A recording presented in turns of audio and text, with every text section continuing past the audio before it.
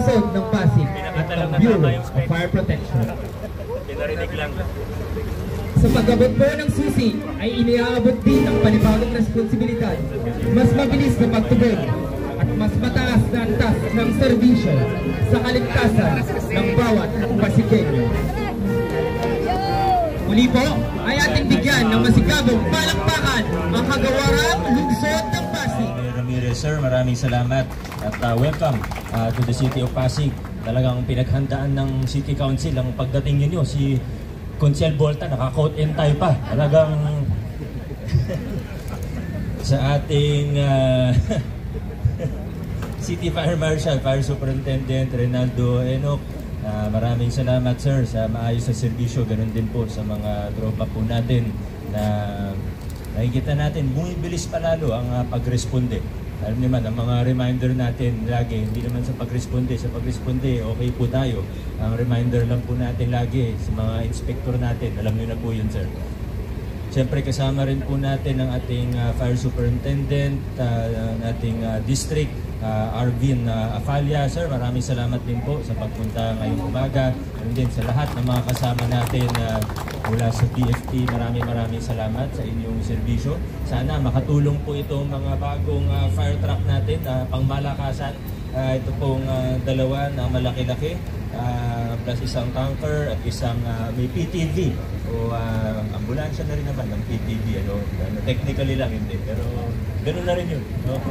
Ayaw kasi ng DRMO natin na tinatawag sa ambulansya kasi iba requirements ng ambulansya eh. Pero hindi naman ako responder, kaya sabihin ko ganun din. Sa ating lahat, siyempre sa City Council, maraming salamat sa suporta sa programang ito. Inaasahan po natin na pangalagaan natin ang ating fire truck. At alam niyo naman sa Pasig, gaya po na nabanggit ni RD, halos lahat ng barangay natin ay may kanya-kanyang fire truck. Noong nakaraang taon, nasaksihan nyo rin naman yung pag-turnover natin sa mga barangay at isa rin po siguro ito bukod sa mga substation natin, fire and rescue ng DRMO at kayo mismo, kaya po nagiging mas mabilis yung pag-responde natin kaya hindi na nagkakaroon ng general alarm, kaya hindi na kumakalat o lumalaki ang mga sunog sa lungsod natin ay dahil marami po tayong mga fire truck at maayos po yung mga responders natin. Kaya maraming salamat. Hindi ko na masyadong hahabaan ang aking mensahe para diretso na po tayo sa blessing ni ating Chief Chaplain, Fire Superintendent Efren Balistoy. Captain, maraming salamat po sa inyo. Congratulations po sa ating lahat. Maraming salamat po. Maraming salamat po, sir. Ngayon, di na po natin patatagalin ang ating seremonya. Ngayon ay dadako na tayo sa isa sa mga makabuluhang parte ng ating programa, the symbolic turnover of keys ng ating mga bagong fire truck. Atin pong inaanyayahan sa unahan ng ating punong lungsod, Mayor Vico Soto, kasama ang ating Regional Director, District Fire Marshal, and City Fire Marshal. Dito pala.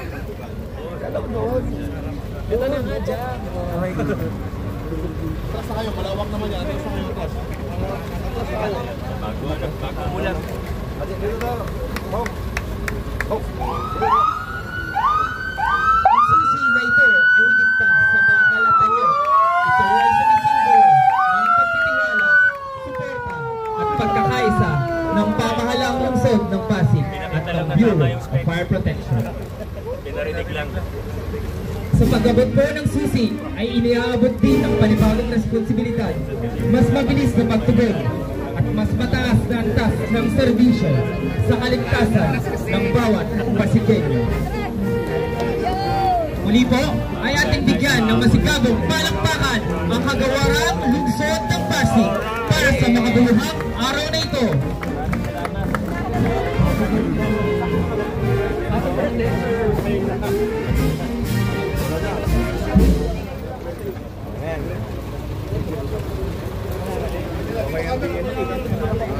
Dito camera. Adjust na ibang mga photographer natin. Official muna tayo. Sige, atras pa kasi kukunan yung apat. Sige, atras. Hindi ito, hindi mo kuha yung apat. Dito kayo. Okay, ready po.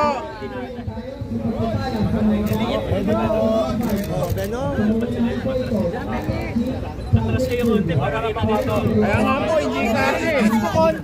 Konti lang po. Palawak naman yan. Sige, atras pa. Salamat Banda rito eh. Atras pa. Salamat po. Atras pa, atras. Sige. Atras pa. Dito, lapit po Okay, sila. dapat. Sige po na. Dito na, okay na rito. Okay na. Okay po. 1, 2, 3. Johnson po. Okay po. Okay po.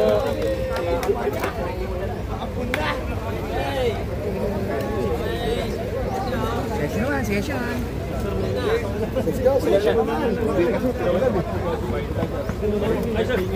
Happy birthday. Thank you.